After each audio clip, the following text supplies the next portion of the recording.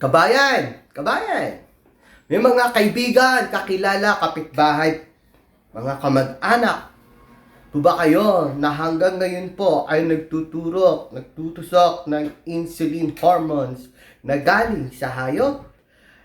Guys, ito po, video na to ay share niyo po sa kanya. This time, share ko po sa inyo kung ano yung metabolic underlying cause kung bakit nagkakaroon tayo ng tinatawag na diabetes mellitus 1. No? Again, diabetes mellitus 1, ito po yung mas lalong kilala sa tawag na insulin independent. Why? Kasi nga po, yung beta cells ng pancreas natin na siyang nagpo-produce, nagsisecretes ng insulin hormones, wala na po siyang mailabas. At wala na pong kakayahang maglabas pa. Reason, kumukuha na lang po tayo insulin hormones galing sa ibang hayop. Okay? Ang isa sa dahilan, guys, kung bakit nagkaroon tayo ng problema doon sa endocrine system natin. No? Ito yung frequent eating and frequent snacking. Okay? Think about this, guys. Isipin mo, yung sasakyan papuntang Baguio, 6 hours. No? 6 hours. Isang oras may pahinga. Pero anong ginawa mo sa lapay mo, guys? Maya, naglalabas siya ng insulin hormones. Always remember this. Every time we eat foods, ano man yung kinakain natin, guys, eventually, after 3.5 hours, nagiging glucose po yan doon sa blood stream natin. Okay? So, every 3.5 hours, naglalabas siya. Kung kumain ka ng almusal, kumain ng merienda ka, eating ka, no? Nag-i-snack ka pa, and before bedtime, nag-food gazing ka pa, abay, good luck sa'yo. Reason, no? Lumulubo tayo. Okay? Isa po yun sa dahilan. Why? One molecules, no, of carbs or sugar, no? Isipin mo yan, 1 gram yan. No? 1 gram of sugar, equivalent, no? 3 grams of water. Yun po yung nag-hold ngayon. Okay? So, balikan natin.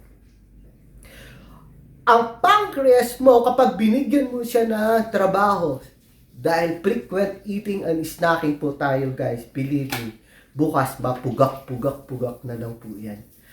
Kung kayo ay mahilig magkakain maya, mag-snack maya, maabay, tantanan nyo na po yan.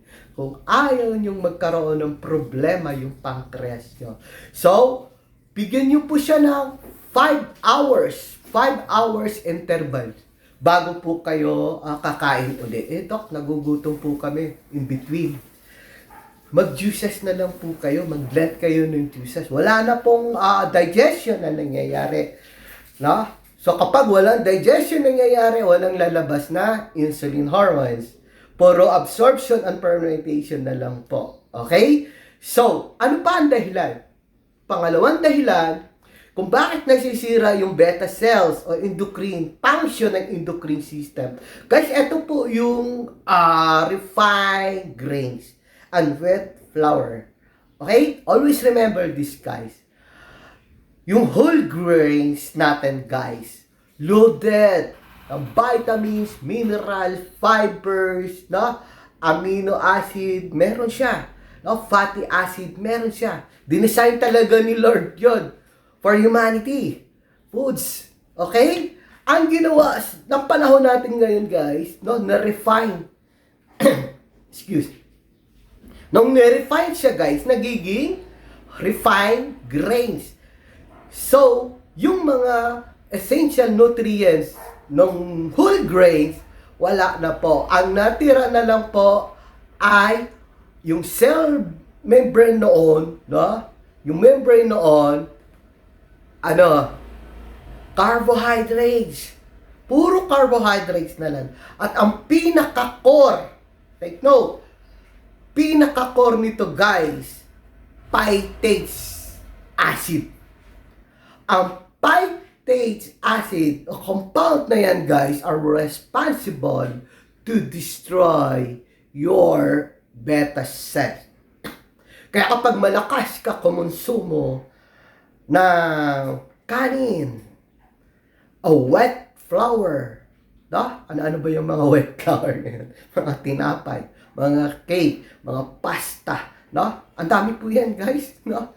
Kapag yan ang konsumo mo, sa loob ng isang linggo, isang buwan, taon-taon, believe me guys, bukas makalawa, magtuturok po tayo ng insulin hormones. Again, because of this phytate compound, ito po yung dahilan kung bakit namamatay yung beta cells natin sa upper part ng endocrine system.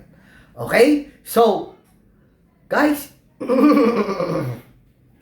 bawas-bawasan na po natin o kaya mag-low carbs na po tayo, guys. Hanggat maaari, whole grains na lang po ang gagawin natin. Why? Kasi ang isa sa dahilan kung bakit may diabetes mellitus tayo, guys, ito nga po yung nutrients deficiency. Yung whole grains, the good thing about these whole grains, no, mayaman pa po sa nutrients yan. Pero kapag nirefine mo yan, naging whole grains yan, wala na po. Okay? So, ano pa ang pangatlong dahilan kung bakit nagkaroon tayo ng problema ng endocrine system? Guys, kung ang tatay mo, kung ang side ng magulang mo, may problema o nagkaroon sila, no, may history about insulin insulin independent o diabetes mellitus 1, expect nyo na po yan guys, no? Kapag ang lifestyle nyo, no, ay yung habitual practices natin, yung katulad nung frequent eating and snacking, tapos processed foods pa, walang nutrients, believe me guys, magkakaproblema po tayo. Okay? So, thank you so much. Sunod, pag-aralan naman natin guys, no, yung ibang metabolic underlying cause na insulin resistance at saka diabetes mellitus 1. Okay? Thank you so much and God bless us.